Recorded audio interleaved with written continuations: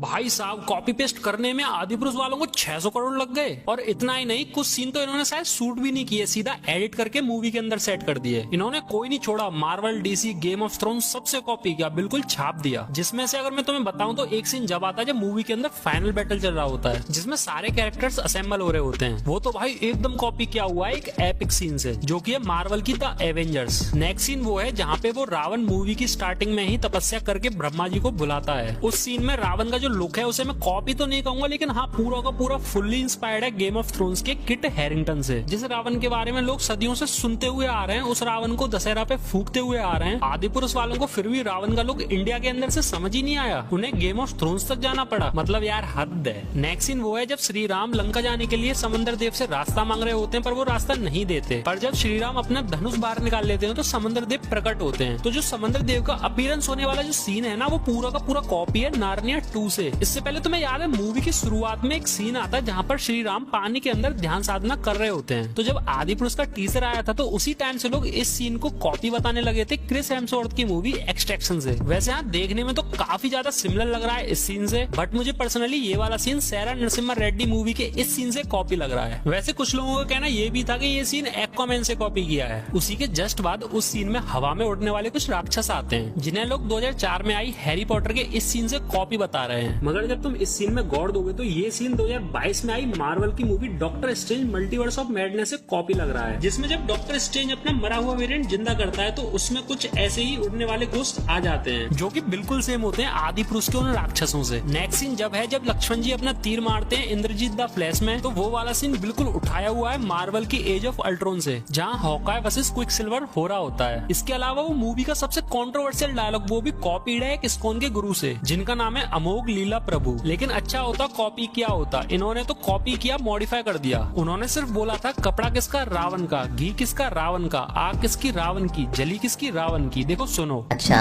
घी किसका रावण का, कपड़ा किसका रावण का, आग किसकी रावण की, जली किसकी रावण की। बस ये था डायलॉग। लेकिन उन छपरी राइटरों को पता नहीं क्या हुआ, उन्होंने सोचा हनुमान जी को गली का गुंडा बना दो और बाप घुसा दो। मतलब यार कुछ तो शर्म कर लेते।